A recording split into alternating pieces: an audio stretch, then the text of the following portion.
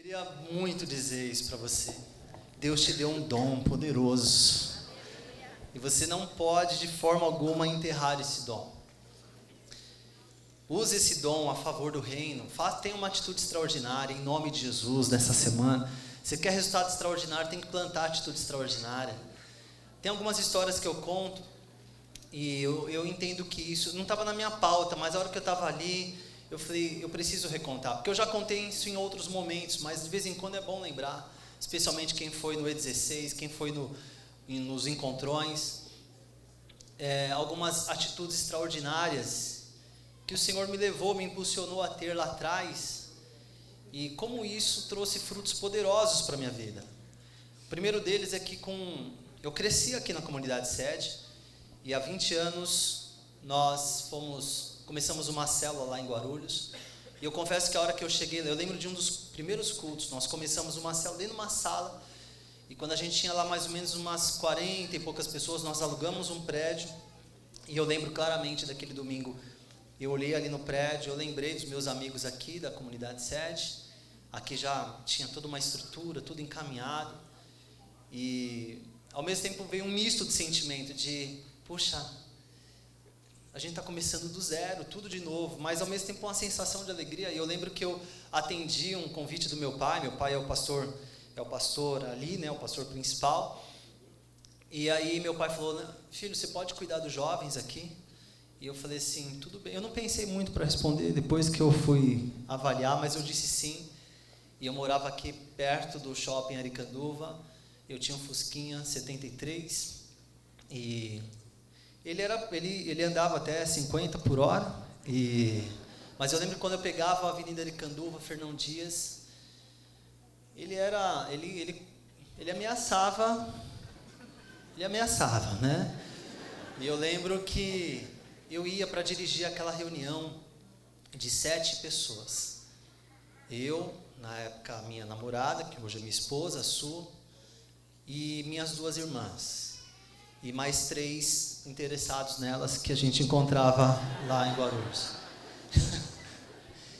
E às vezes nem eles apareciam. A gente chegou a ir para lá e fazer reunião sem ninguém aparecer. E eu lembro que eu me preparava tanto. E eu lembro que sempre chegava na Fernão Dias para acessar na Dutra, sempre começava a me dar um mal-estar, eu sentia dor de barriga, eu falava assim, eu vou falar o quê nessa reunião? Como que eu vou falar? Porque eu me sentia extremamente tímido. Mas eu enfrentava. E eu lembro que nós não tínhamos música, não tinha nada. E eu lembro que depois que eu superei essas primeiras reuniões, eu falei assim, precisa ter música nessa reunião aqui. E eu aprendi a tocar uma música, foi a única que eu aprendi, e toquei ela por meses, que era Salvação Poderosa. Então eu tocava, o pessoal já sabia o que eu ia tocar. Eu mudava, às vezes no final de semana eu tocava ela mais rápido, no outro eu tocava ela mais reflexiva, no outro era só as vozes, para poder, né, diferenciar um pouco. Eu sei que as coisas foram encaminhando e pela misericórdia do Senhor, hoje, com 21 anos, eu organizei o primeiro acampamento.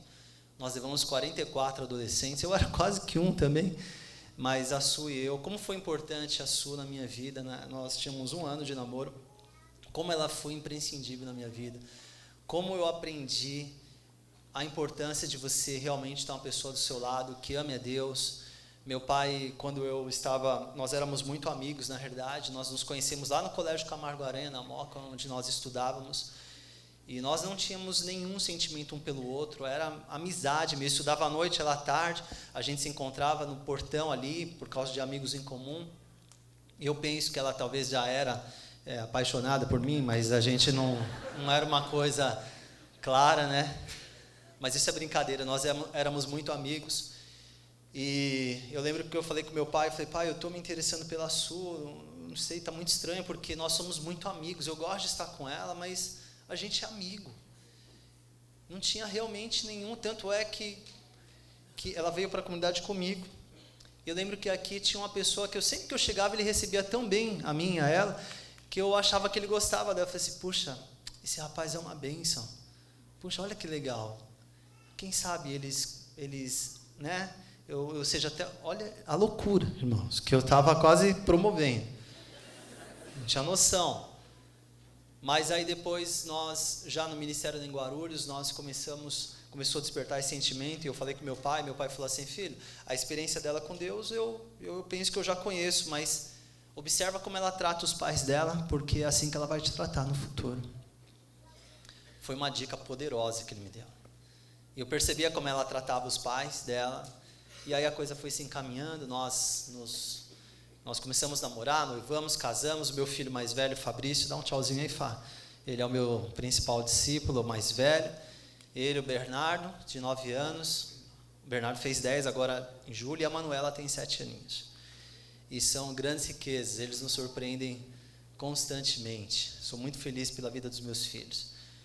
Eu não sei, algumas histórias eu conto em lugares diferentes, porque eu sempre estou em algum lugar, eu não sei se eu já contei aqui, mas com certeza alguém não ouviu, mas eu gosto de contar a história dos meus filhos, né, que esses dias já há um tempinho já, eles estavam brigando por espaço dentro do carro, e eu dei uma chamada de atenção, falei, chega de briga, agora chega, vocês podem escolher, ou vocês acertam um com o outro, ou em casa vai ter uma conversa mais firme, escolham e me falam aqui. E aí o Bernardo e o Vílio conversando com a Manu, e eles falaram assim, pai, nós já escolhemos. Manu, me perdoa. Lindo, irmãos. Coisa assim, um quebrantamento. E a Manuela, me perdoa, Bernardo. Falei, que lindo, queridos. Parabéns, viu? Vocês fizeram a escolha certa. Agora, só uma pergunta. Vocês fizeram essa escolha porque vocês realmente estão quebrantados, ou é para fugir da nossa conversa? E o Bernardo rapidamente, pai, estamos quebrantados. Lindo. Estava tendo um culto dentro do carro. Eu sei que eu continuei dirigindo, 1 minuto depois ele falou, pai, pois não, filhão? Ele falou, o que é quebrantados? Estava bem quebrantado mesmo. Mas eu queria te estimular, você que se acha muito velho, você que se acha muito jovem demais, não pense assim, não é? Deus não quer que você pense dessa forma. Cada um de nós tem uma experiência, cada um de nós tem um talento, um dom, uma velocidade, e Deus quer usar cada um de nós, conforme nós fomos desenhados, para a glória dEle. Eu acho que tem uma coisa que é comum a todos nós. Nós temos uma mesma visão, a mesma fé, um só Senhor, estamos debaixo de proteção, a gente valorizar o mandamento de Jesus na questão do discipulado, participar dessa. Isso é comum a todos. Agora, a maneira como a gente serve, isso é tão especial. Deus deu um desenho para cada um. E você sabe o que eu descobri esses dias? Você conhece aquele cantor Stevie Wonder? Quem conhece? Ele já declarou isso, ele falou, ele nasceu com cegueira. E você sabe quando ele despertou o seu tino musical? A sua professora tinha entrado um rato dentro da sala, um camundongozinho, e ela sabia, ele, embora cego, ela percebia a capacidade auditiva dele. E ela pediu para ele ajudar a encontrar o rato. E isso, ele se sentiu útil por alguém ter valorizado a capacidade auditiva. Ele começou a se aplicar a isso e se tornou o músico que ele é. Porque, de alguma maneira, alguém o ajudou a despertar esse dom. Eu queria dizer isso para você, você é uma pessoa que Deus quer usar para despertar os dons e talentos de outras pessoas. Então, você pode olhar para a pessoa do seu lado e falar assim, você tem dons e talentos, por favor, não enterre. Faça um favor para o reino.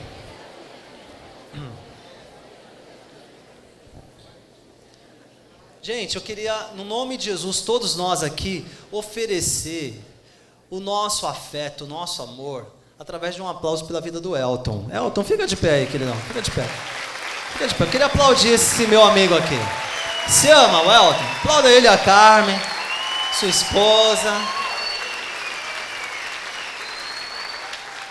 Obrigado, queridos.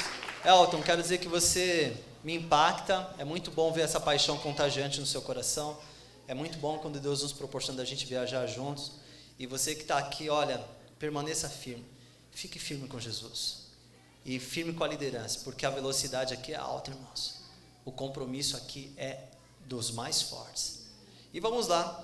Eu tenho um tema para falar hoje, eu quero falar sobre a palavra. Sobre a palavra. Quantos aqui tem a Bíblia impressa com você? Cadê? Muitos não têm mais usado a Bíblia impressa, têm usado o celular, tá, não tem problema com isso. Mas quem tem a Bíblia impressa? Cadê? Levanta bem alto a mão. Maravilha, ótimo. Eu queria dizer para você que esse documento que está aí na sua mão, e quantos aqui usam aparelhos eletrônicos para ler a Bíblia? Tá. Quantos não leem a Bíblia?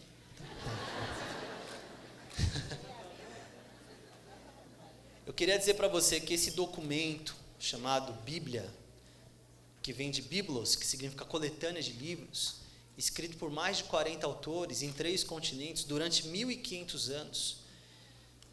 Este documento ele é poderoso. Ele não é só um documento que tem validade, inclusive arqueológica, mas ele é um documento que tem completa autoridade. Porque muitas pessoas ao longo de todos esses séculos têm sido transformadas pela revelação que o Espírito Santo dá a respeito deste livro que está na sua mão. Hoje na Terra tem mais de 7.000 idiomas, ele já foi traduzido para 2.544. Não de forma completa, muitos deles têm trechos do Novo Testamento, partes da Bíblia, e alguns deles completos. A versão portuguesa nós temos a Bíblia completa, glória a Deus. Muita gente morreu por causa da tradução da Bíblia, muita gente perdeu sua família por causa da tradução da Bíblia. Esse livro ele tem uma unicidade, embora tantos autores de tantos lugares diferentes, tanto tempo escrevendo, ele tem uma direção só. Toda a Bíblia aponta para Jesus. E ele tem uma capacidade indestrutível, porque esse livro, dá uma olhadinha para a sua Bíblia aí, que é simbólico, né? Aí é um material impresso, mas a essência do que está escrito. Esse livro foi o livro mais perseguido da história até hoje. Ditadores, líderes mundiais tentaram destruir este livro, colocar fogo neste livro. E é o livro até hoje mais vendido. A Bíblia, ela tem uma só direção, a Bíblia tem autoridade, porque são milhões e milhões, e hoje, na verdade, na casa de mais de 2 bilhões de pessoas que declaram a sua fé em Jesus, pelo conhecimento da palavra de Deus, e ele é um livro indestrutível, porque lá em Marcos capítulo 3, 13 diz: os céus e a terra vão passar, mas as minhas palavras permanecerão. Eu quero dizer que você tem um ouro na sua mão, você tem uma riqueza enorme. Eu não sei o quanto você tem consciência disso, o quanto você valoriza isso, o quanto você percebe isso, mas você tem uma verdadeira riqueza na sua mão. É uma riqueza. O fato é que tudo que a gente tem em abundância, a gente não valoriza. É igual a água, a gente só começou a valorizar a água a hora que falaram que estava acabando a água, aí a gente começa a valorizar. Felizmente o ser humano funciona muito assim, a hora que vai perder é que começa a dar valor. Então nós temos a palavra em abundância, não precisa ser assim, nós não precisamos dar valor porque corremos o risco de perder, nós temos que valorizar enquanto temos em abundância. Eu não sei quantos minutos dos 1.440 minutos diários que você e eu temos todos os dias, quantos deles são dedicados para uma completa devoção da palavra. Sabe, eu creio que aquele tempo mesmo sagrado, aquele lugar quieto, não sei, no seu escritório, na sua casa, que você se debruça sobre a palavra para poder meditar na palavra. Tem um salmo de exaltação da palavra, o Salmo 119, e ali Davi ele deixa muito claro algumas coisas. Por exemplo, para ele ficou claro, pode colocar algumas informações, eu coloquei aqui, como uma pessoa pode ser feliz. Quantos querem ser felizes aqui? Quase todo mundo. Eu nunca encontrei uma pessoa que fala assim: qual é o sonho da sua vida? Eu quero ser infeliz, quero viver na desgraça, quero que dê tudo errado na minha vida. Ninguém tem essa aspiração. Você que está sofrendo uma patologia séria. Até as pessoas que tiram sua vida, na verdade, elas tiram porque elas não conseguem lidar com as frustrações, na maioria dos casos, em busca da felicidade. E aí Davi ele fala como é que uma pessoa pode ser feliz. Salmo 119, versículo 2 fala: como são felizes os que obedecem aos seus estatutos e de todo o coração o buscam. As pessoas pensam que a felicidade vai ter a hora que ela trocar de carro, a hora que ela tiver aquele carro que ela tanto sonha, a hora que ela construir a casa dos sonhos, a hora que ela casar, a hora que ela ter aquele cenário, aquela condição que ela olha e diz: isto é um sonho. Ela acha que ela vai ser feliz a hora que isso tiver sido realizado. E a conclusão é que quando a pessoa chega neste ponto, ela percebe que aquilo não traz realização plena. Pelo contrário, muitas vezes se torna até um problema para ela. E a felicidade está em nós obedecermos aos estatutos. Você vai ver alguns versículos que eu coloquei, vai estar preceitos, mandamentos, estatutos. E Davi, ele entende como é que uma pessoa pode ser feliz. Obedecendo. Você pode usar esse verbo? Obedecendo. Obedecendo os estatutos. e buscando de todo o coração. Não é aquela leiturazinha que a gente faz só vou ler hoje e tal, aí vê lá uma promessa e tá bom. Porque isso não é buscar de todo o coração. Gente, eu confesso para vocês que é uma preocupação no meu coração com a próxima geração. Porque se a gente deixar a palavra de Deus de lado, nós deixamos tudo. A gente vai começar a falar bobagem. Nós vamos começar a pregar qualquer outra coisa. E neste domingo a minha missão é despertar em você uma paixão, um respeito, uma admiração pela palavra de Deus, avivada pelo Espírito Santo no meu e no seu coração. Você crê que isso pode acontecer? Eu gostaria de encorajar a ter uma atitude diferente diante da palavra. Não ver a palavra como é um livro, você se relacionar com o espírito de vida que há na palavra de Deus. Algumas outras perguntas que Davi tem, olha lá, pode continuar. Como evitar decepções na vida?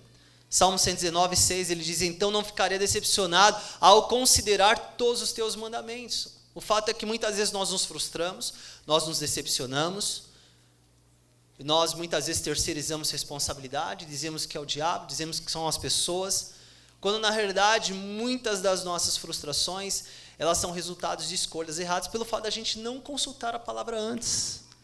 Quanto mais a gente consulta a palavra, mais nós diminuímos o nível de entristecimento, de frustração, desapontamento. É óbvio que ninguém consegue passar uma vida sem desapontamento, mas a gente diminui drasticamente. Agora, quando a gente não busca a palavra, a gente está errando toda hora, porque a gente está seguindo o nosso sentimento, nós estamos sendo reativos.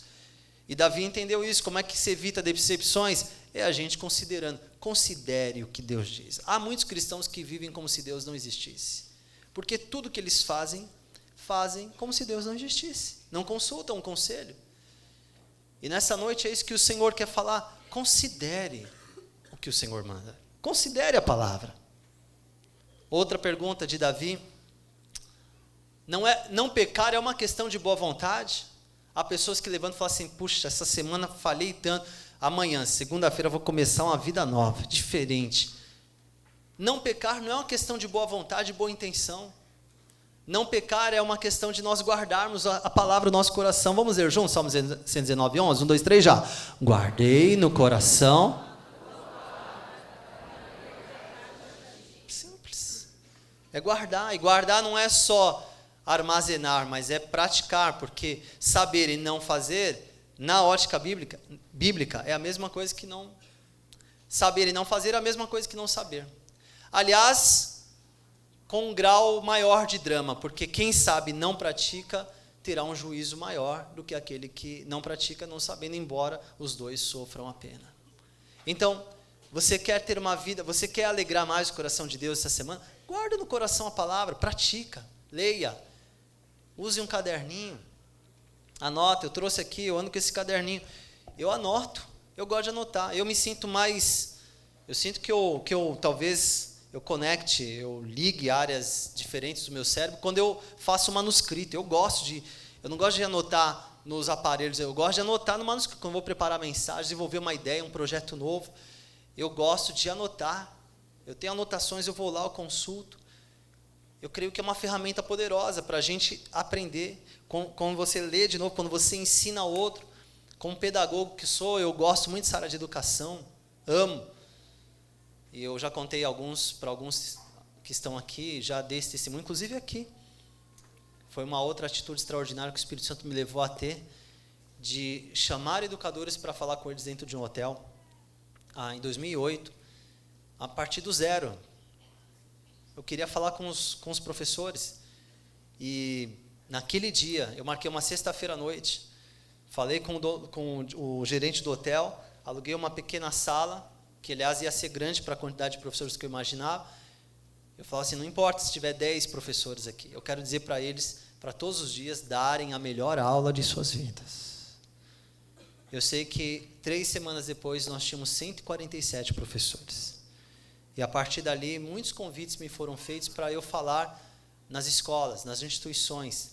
E depois daquilo, 2 meses depois, um empresário de Curitiba me ligou, em janeiro, eu estava na praia, perguntando qual era meu honorário para falar nos eventos de educação que ele realizava no Brasil. E eu não tinha honorário nenhum, porque eu falei para ele que eu queria fazer aquilo por paixão. Aliás, perguntei até como que ele descobriu meu telefone. Ele me explicou tudo. Enfim, para resumir a história, eu acabei falando no Brasil inteiro, nos congressos da Futuro Eventos. Tive como parceiros de palestras, na época vivo, Rubem Alves, escritor, Felipe Renault, que é um ícone da pedagogia. Quando eu olhei minha foto, na foto ao lado desses homens, lá em Manaus, num congresso de educação, eu olhei e falei, Senhor, o que eu estou fazendo aqui nesse folder? E aí o Senhor me lembrou, lembra aquela tarde que você podia ter ficado na cadeira, porque eu lembro que eu estava sentado na cadeira e eu levantei e falei, vou lá no hotel agora, vou alugar uma sala. E eu lembro que eu sentei de novo e falei assim, eu não vou alugar uma sala, vou fazer o quê naquele hotel? Que loucura, toca a vida aí, Fernando. Mas eu lembro que eu levantei de novo e fui. Por causa daquilo, coisas extraordinárias aconteceram. Eu quero dizer uma coisa para você, o Senhor está te capacitando, amado. Levanta. Quando você sentir um impulso de fé, tem bênção, tem cobertura, faça. O Senhor vai te surpreender. E continuando aqui, agradar a Deus é uma questão da gente estar cheio da palavra. Isso traz segurança para a nossa vida. Qual é o nível de compromisso com a palavra que Davi estabeleceu? Meditarei nos teus preceitos, darei atenção às suas veredas, tenho prazer nos teus decretos, não me esqueço da tua palavra. Eu lembro que hoje a nossa querida Vera Lúcia, pastora, eu pequenininho aqui nas salas de escola bíblica, eu lembro que ela fazia a gente repetir esse versículo. Todos nós, antes de ir embora, dos nossos pais pegarem a gente. Todos nós falamos, meditarei nos teus preceitos, a tua palavra terei respeito, terei prazer nos teus decretos, não me esquecerei da tua palavra. Salmo 119, 15 e 16. Se a gente falasse fraco, ela podia falar mais forte ainda. Tem alguém daquela época? Jesus, o tempo passou. Qual é o nível de compromisso que você vai ter com a palavra? Porque é isso que, na realidade, vai sustentar a sua vida. Continuando lá outras perguntas do salmista. Como superar os dramas da vida? Salmo 119, 22. Tira de mim a afronta e o desprezo. Quando? Pois obedeço aos teus estatutos. A obediência à palavra vai fazer com que você supere situações que você enfrentou no passado, de relacionamentos quebrados, de situações que você se sentiu envergonhado, humilhado, quebrou financeiramente. Você pensou em abandonar o lugar que você estava por causa de vergonha. E você está fazendo de tudo, já fez terapia, já tentou se curar disso, mas é uma dor que está lá. Olha, se tem uma coisa que te cura, que te abençoa, é você começar a declarar a palavra de Deus sobre a tua vida, se apossar da palavra de Deus, colocar a palavra de Deus em prática, em obediência. A palavra é a nossa vida. Use a palavra, declare a palavra. Continuando lá. O que é a verdadeira liberdade? Ele dizia no versículo 45, andarei em verdadeira liberdade, pois tenho buscado os teus preceitos. Liberdade não é a gente fazer o que quer, a hora que quer, é a gente saber o que deve ou não fazer. E isso é liberdade, é a gente saber os nossos limites, é nós sabermos os nossos limites. E quem é que dá essa informação para nós? A palavra que nos mostra, ela que nos mostra o caminho de não vivermos presos ao pecado, de não termos uma mentalidade escravizada pelo pecado. O nosso corpo, ele ainda não está regenerado. O hormônio não se converte. O nosso corpo, ele quer pecar, ele não quer levantar da cama, ele não quer buscar Deus, ele não quer saber disso. Mas nós temos um espírito novo, nascemos de novo, temos uma mente que está sendo renovada pelo poder da palavra. E se você lançar a palavra dentro de si, declarar a palavra para si, meditar na palavra, você vai conhecer a verdadeira liberdade. Você vai andar em liberdade. Continuando lá. Dirige os meus passos, este é um outro versículo que responde à pergunta anterior. Dirige os meus passos conforme a tua palavra. Não permitas que nenhum pecado me domine. E muitas vezes você precisa de uma supervisão de líder de célula muito forte para tentar te livrar deste vício que você tem, dessa forma de pensar, dessas práticas que você tem, e que às vezes você mesmo se autoculpa, sai daqui e fala, puxa, mas eu estava lá no domingo e como é que eu fui capaz de fazer isso de novo? Porque você está vivendo de forma dominada. O pecado, há áreas da sua vida que o pecado ainda te domina. E o que é que vai te livrar? A palavra. Se encha da palavra. Dedique-se à palavra. coma a palavra. Ontem eu estava aqui eu vim na Centauro aqui do shopping, do Anália Franco, e eu tenho uma pergunta que eu sempre gosto de fazer. Eu sempre gosto de perguntar para as pessoas, eu abordo assim no posto de gasolina, em qualquer lugar. A pessoa veio atender e falou assim, você está firme com Jesus? Eu não sei porquê, mas é a pergunta que eu faço. E as reações são as mais incríveis. Teve uma semana que eu levei 2 frentistas para Jesus. Um na rodovia dos Bandeirantes. A hora que eu perguntei para ele, ele falou ali e tal. Eu falei assim, amigo, você precisa entregar sua vida para Jesus hoje. Vamos ali, ele foi ali na frente, levei ele a Cristo. Um outro foi lá no Rio de Janeiro. O Elton estava comigo lá também. Eu estava de carro, a gente tinha ido de carro. O rapaz veio atender a gente, bem efeminado, o frentista, bem efeminado, assim, deu uma compaixão, assim, eu falei, Senhor, me dê um amor. Eu falei, não posso ir embora daqui. Eu falei para ele, você está firme com Jesus? E ele falou ali alguma coisa, eu falei, não, preciso levá-lo a Cristo, agora. Eu falei, onde que calibra o pneu aqui? Ele falou, ali na frente. Eu falei, você pode ir lá comigo? Você me ajuda lá, me auxilia lá? Ele foi lá, a hora que eu cheguei lá, eu saí do carro, o pessoal ficou dentro do carro lá, eu saí, encostei no carro assim, falei assim para ele, você procura um grande amor, né? Ele olhou assim, eu não pensei na pergunta que eu estava fazendo ali na hora. Depois que eu fui, foi que me caiu a ficha, irmãos, mas na hora foi a pergunta que eu fiz. Eu queria dar um impacto nele, eu falei assim, você procura um grande amor, né? Ele olhou assim para mim, falou, eu quero falar do amor de Deus para você. E aí eu falei, ele falou um pouco da família dele, eu levei ele a fazer essa oração, se ele realmente queria aquilo. Então, eu pergunto se está firme com Jesus. E ontem lá no caixa ali da Centauro, eu falei para a moça, eu falei, você está firme? Só que eu não falei com Jesus, né? Eu falei, você está firme? Ela falou assim, com quem? Eu falei, com Jesus. Ela falou assim, moça, eu estou com ele, eu estou sempre, né? Eu falei, que bom. E você está ligada na igreja, porque quem está ligado na cabeça tem que estar ligado no corpo. Não existe negócio que eu busco Deus sozinho em casa. Isso não é bíblico, não existe isso. Isso é cristianismo customizado, não existe, não é bíblico. Mas eu não falei isso para ela, só falei se ela estava indo na igreja. E ela falou assim, não dá para ir, quem trabalha em shopping não tem tempo de ir para a igreja, não.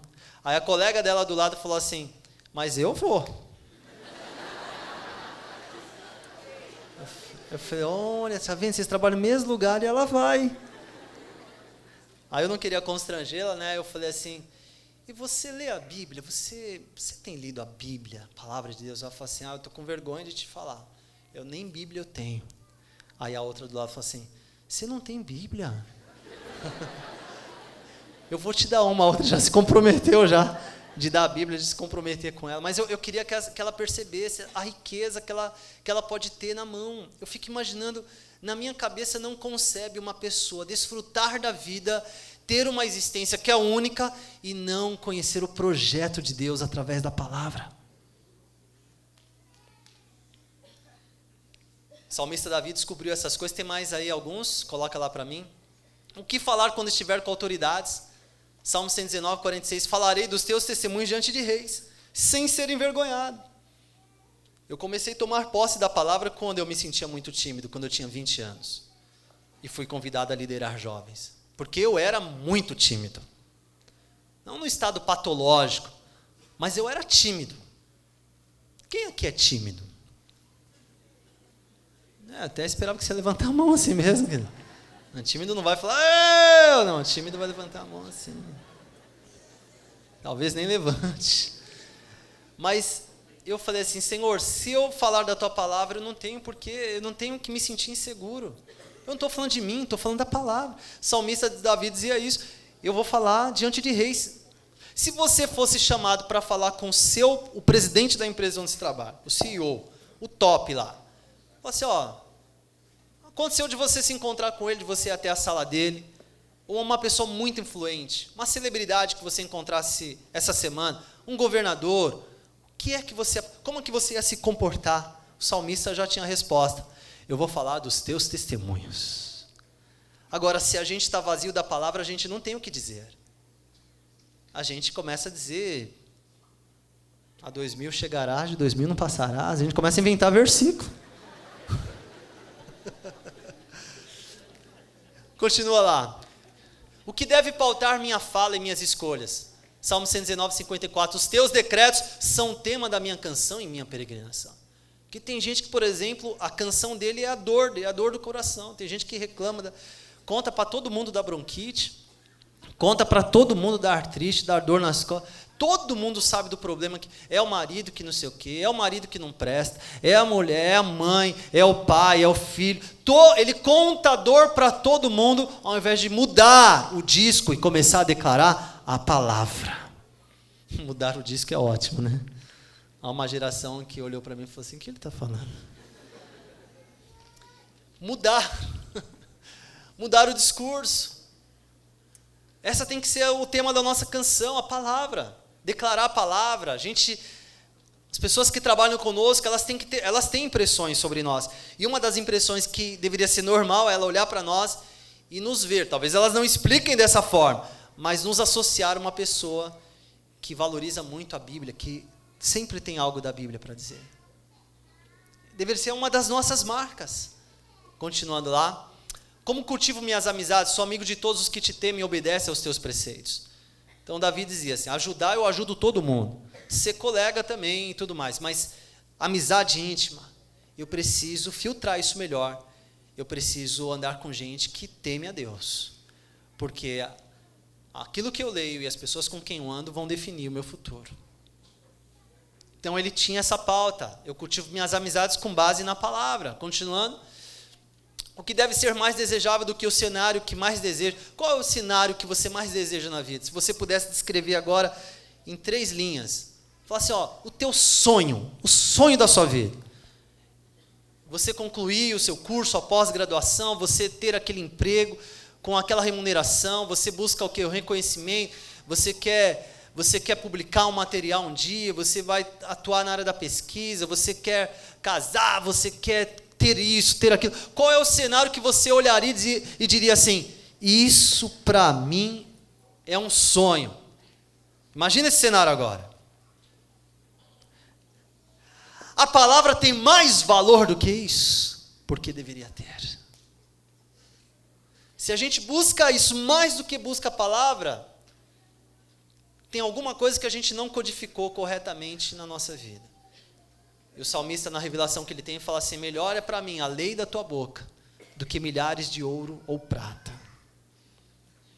A gente valoriza tanto a palavra, a gente fica desesperado tanto, a gente se desespera tanto, quando a gente não busca Deus, quando a gente não tem a palavra, quanto a gente, quando perde um celular, por exemplo, se perder um celular,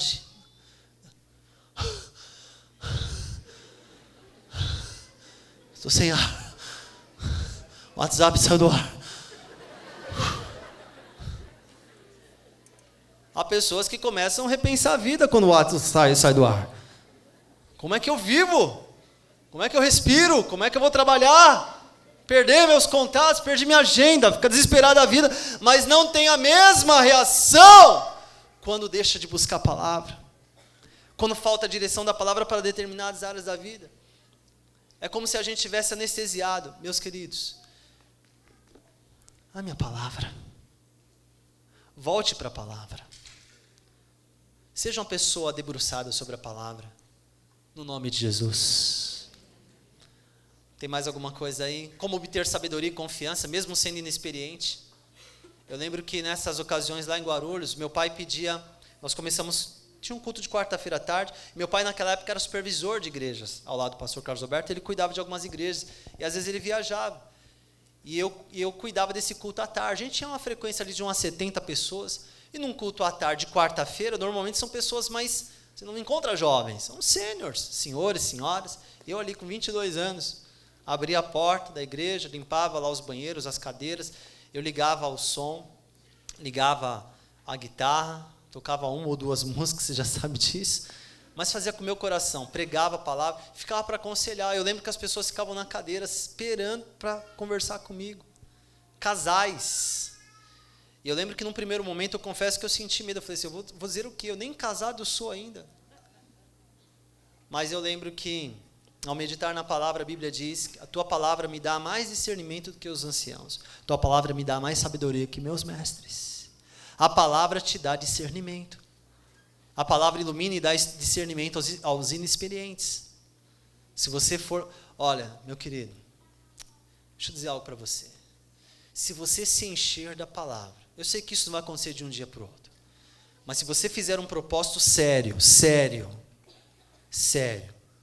disciplinado, porque não dá para esperar grandes coisas de quem não é disciplinado. Se você for disciplinado, falar assim, eu vou mergulhar na palavra, a minha fala, vai ser transformado, o que eu falo, a maneira como eu vivo, eu tenho certeza que você vai experimentar coisas gigantescas neste ano ainda. Deus vai te começar a colocar em lugares que você não planejava, diante de pessoas que você nunca imaginou, colocando em situações e oportunidades que você não tinha calculado para este ano. Faça esse teste, a palavra nos transforma, a palavra é tudo que temos. Coloca lá, por favor. Acabou? Obrigado, querido. A palavra é o próprio Deus. Olha só. Você crê que a Bíblia é a palavra de Deus? Sim ou não?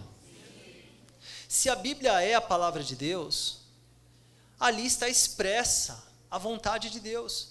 Deixar a palavra de lado é deixar Deus de lado. Perceba a gravidade disso.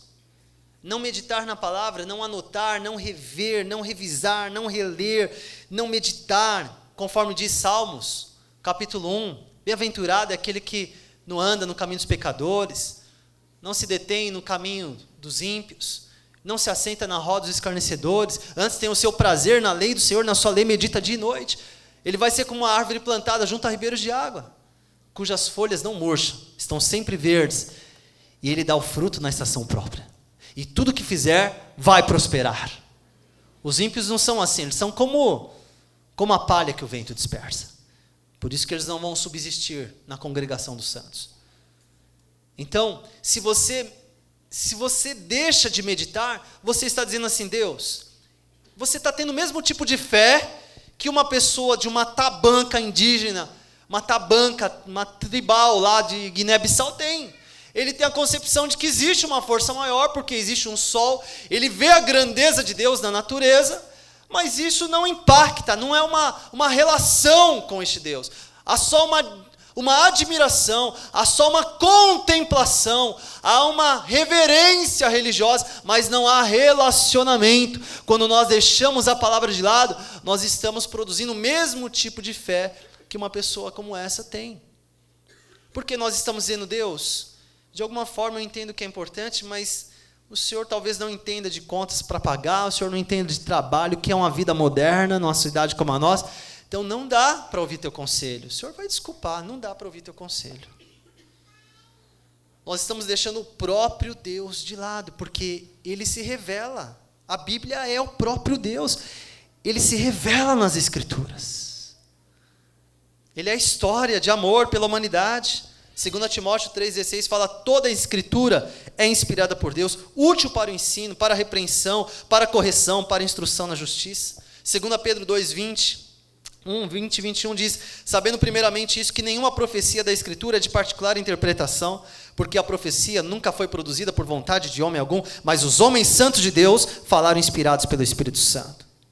2 Timóteo 2,15 fala, procura apresentar-se a Deus aprovado, como obreiro que não tem do que se envergonhar, que maneja corretamente a palavra da verdade. E essa palavra maneja vem emprestado de uma expressão lá do antigo, quando eles cortavam o sacrifício, o animal para o sacrifício, e ele dividia ali em partes, e é dessa expressão que vem essa palavra maneja, a gente ter uma clareza do que é a palavra de Deus. Há trechos da Bíblia que são para Israel, há outros trechos que são para a igreja, há outros trechos que elas são para os gentios. E quando nos falta um básico do conhecimento, a gente cria coisas da nossa cabeça. Quando lê ainda por cima, eu confesso para os irmãos que eu me sinto às vezes tão pouco ainda conhecedor da palavra. Eu preciso me debruçar muito mais, eu preciso amar mais a palavra, eu preciso me relacionar mais com a palavra. se eu quero que a minha vida tenha relevância na minha geração. Porque senão eu vou ser só um agitador. E Deus não chamou agitadores. Deus chama discípulos que o amem e amem a sua palavra. E a palavra é a espada do Espírito. Amém, amados? E caminhando aqui para o final, concluindo aqui esta ideia, esta conversa. Veja bem, eu quero fazer um pequeno comentário aqui que eu não quero fazer de natureza religiosa, é de natureza cultural. Não é religiosa, cultural. Você que tem uma fé católica que está aqui hoje, não se sinta mal com isso. Estou falando da cultura, porque é fato, é história. Muitos de vocês sabem disso. Todos os países que tiveram uma matriz católica, eles fizeram uma escolha. Eles tiveram um destino. O que eu quero dizer com isso? A Igreja Católica decidiu educar o clero e não o povo. O clero, sim, é bem preparado. Mas o povo não. E na Reforma Protestante, o que Martinho Lutero, um bispo católico, faz? O que ele faz?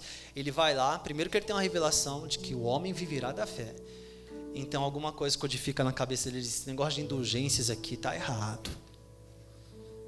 E aí o que ele faz? Ele traduz a Bíblia do latim para o alemão. E a partir do alemão vieram as outras traduções. O que ele fez? Ele colocou a Bíblia na mão. Na sua época, 90-95% das pessoas eram analfabetas. Ele colocou a Bíblia. Muita gente aprendeu a ler lendo a Bíblia. Ah, mas o pastor não gosta de ler. Tem uma preguiça. Você não é menino. As crianças, às vezes, alguns meninos, a escola passou um livro de 300 páginas. Não tem uma imagem.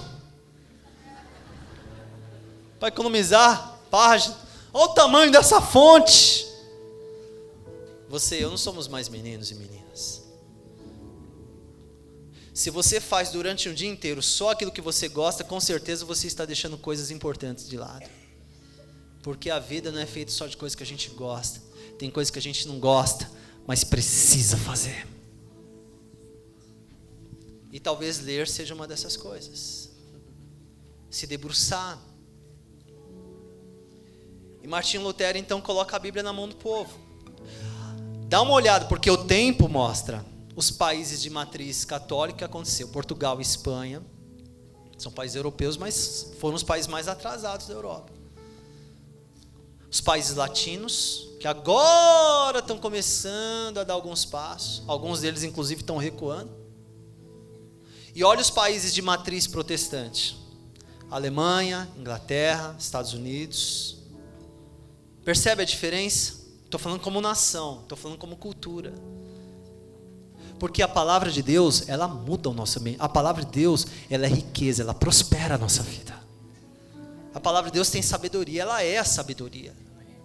Ela é a própria sabedoria de Deus revelada pelo Espírito Santo. E a palavra de Deus.